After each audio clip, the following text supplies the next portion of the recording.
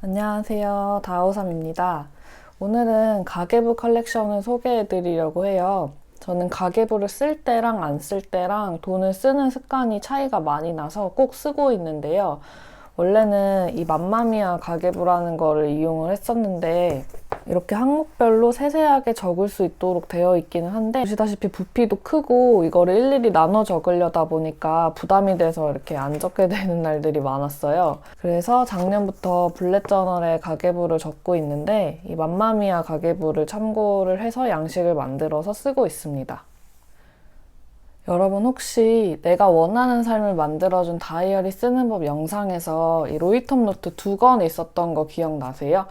이거는 제가 영상 속에서 계속 사용하는 블랙 저널이고요. 사실 이거는 올해 제가 경제 공부의 필요성을 좀 느껴가지고 가계부랑 경제 공부한 걸 기록하려고 한 권을 더 만든 거였어요. 근데 내년에는 그냥 블랙 저널 한 권의 가계부도 같이 쓰려고요. 약간 후회 중이기는 한데 올해는 이렇게 세팅을 해놔서 가계부는 따로 적고 있기는 합니다.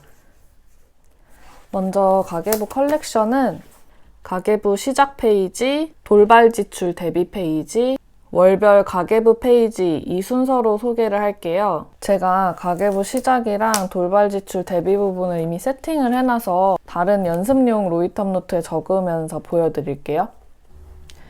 가계부 시작 페이지에는 계좌, 저축, 보험, 고정 지출을 적어줄 거예요. 제목을 적을 칸을 비워주고 위아래로 선을 그어줍니다. 이렇게 선을 그어주면 좀 더 깔끔해 보이는 효과가 있어요. 계좌에는 자기가 가지고 있는 통장과 계좌번호, 통장의 용도를 적는 칸을 만들어요. 그리고 형광펜으로 줄을 구분해 줍니다.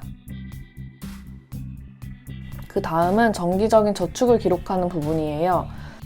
저축명, 저축 형태, 가입일, 만기일, 예상금액, 입금일을 적어줍니다. 그 다음은 가입한 보험을 기록하는 부분입니다.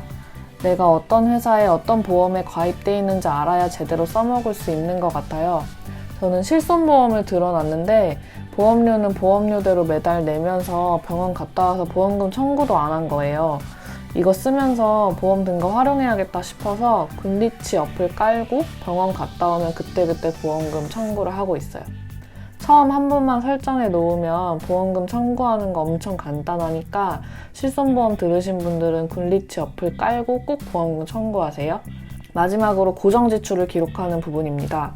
매달 고정으로 나가는 부분은 월별 가계부에 똑같은 내용을 매번 적기 귀찮으니까 처음에 이렇게 한번 세팅을 해놔요. 내역, 출금 계좌, 금액, 결제일을 적어줍니다. 저는 이렇게 계좌, 저축, 보험, 고정지출 항목을 적었는데 필요한 게 있으면 여러분들한테 맞게 추가해서 만드시면 돼요. 돌발 지출 대비 페이지에는 미니 달력과 함께 제가 챙겨야 하는 생일과 경조사를 적어줍니다. 생일이랑 경조사에 들어가는 돈을 미리 준비를 안 해놓으면 갑작스런 지출이 생겨서 당황스럽더라고요. 특히 경조사는 현금으로 내잖아요. 그러면 부족한 부분은 또 신용카드 쓰게 되고 이렇게 악순환이 생기는 것 같아요. 그래서 저는 예를 들면 친구 결혼식이 5월에 있으면 3, 4월쯤에 미리 축의금을 준비를 해서 다른 통장에 넣어놔요. 그러면 그거에 맞춰서 예산을 사용하게 되니까 좋은 것 같아요. 월별 가계부는 이제 매달 세팅을 해주시면 되는데요. 저는 총 4페이지를 사용하고 있어요. 3월 가계부라고 적어주고 깔끔하게 위아래로 선을 그어줍니다. 먼저 수입을 기록하는 부분이에요. 날짜, 내용, 금액을 적어줍니다. 그 다음 저축을 기록하는 부분이에요. 앞에 가계부 시작 페이지에도 적었는데 여기에는 저축 상품별로 매달 저축하는 금액이랑 지금까지 모은 금액을 적어주고요. 정기적인 저축이 아니어도 이번에 자유롭게 내가 모은 돈도 적어주면 됩니다. 내가 저축하는 금액이 눈에 보여야 뿌듯함을 느끼면서 더 돈을 모으게 되는 것 같아요. 그 다음은 구매 리스트입니다. 이거는 제가 충동 구매를 방지하려고 만든 건데요.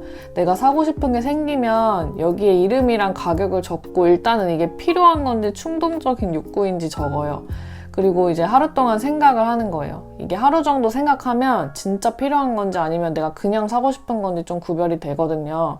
이렇게 해서 충동구매를 막은 적이 꽤 있어서 이 부분은 추천드립니다. 그 다음은 지출을 기록하는 부분입니다. 날짜, 내용, 지출액, 잔액을 적는 칸을 만듭니다. 마지막은 결산 페이지예요. 총 수입, 변동 지출, 고정 지출, 돌발 지출, 총 수입에서 총 지출을 뺀 것, 총 저축을 적어줍니다. 변동 지출은 월별 가계부의 지출 칸에 적힌 총 금액을 말하고요. 고정 지출은 우리가 가계부 시작 페이지에 적었던 고정 지출의 총 금액이에요. 돌발 지출은 신용카드나 경조사비 등 돌발 지출한 총 금액을 말합니다. 총 수입에서 변동 지출, 고정 지출, 돌발 지출을 모두 더한 총 지출을 뺀 금액이랑 저축한 금액이 맞아야 가계부를 제대로 쓰는 거긴 한데요. 이유는 모르겠는데 저는 아직 딱 맞았던 적이 없었어요. 맞는 날까지 한번 적어보려고 해요.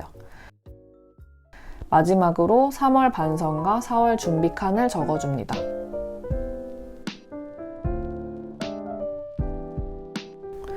저는 월말쯤에 지출 목록 보면서 제가 돈을 어디에 썼는지 정리해서 반성 칸에 적어요. 예를 들어서 신용카드 할부 얼마, 주유비에 얼마 들어갔고, 뭐 약속에 얼마를 썼고, 책 사는데 얼마를 썼고, 이런 식으로요. 그러면 제가 어떤 항목에 돈을 많이 쓰는지 알 수 있고, 이게 필요한 지출이었는지 쓸데없는 거였는지 생각하게 돼요. 아마 이 항목은 개인마다 다 다양할 거예요. 여러분한테 맞게 분류하시면 됩니다. 그리고 돌발 지출 대비 페이지를 보면서 챙겨야 되는 생일이나 경조사가 있으면 준비해야 되는 금액을 여기 준비 칸에 적고 저축하고 싶은 금액도 적고 이런 식으로 자유롭게 활용을 하시면 됩니다. 제가 블랙저널에 가계부 쓰고 다듬으면서 정착한 양식인데 저한테는 딱 필요한 것만 있는데 여러분들한테는 또 어떻게 받아들여질지 잘 모르겠어요. 제 거 그대로 참고해서 쓰셔도 되고 아니면은 본인한테 맞게 변형해서 쓰셔도 되고요. 나한테 맞는 컬렉션을 직접 만들어서 쓸 수 있다는 게 블랙저널의 매력이니까요.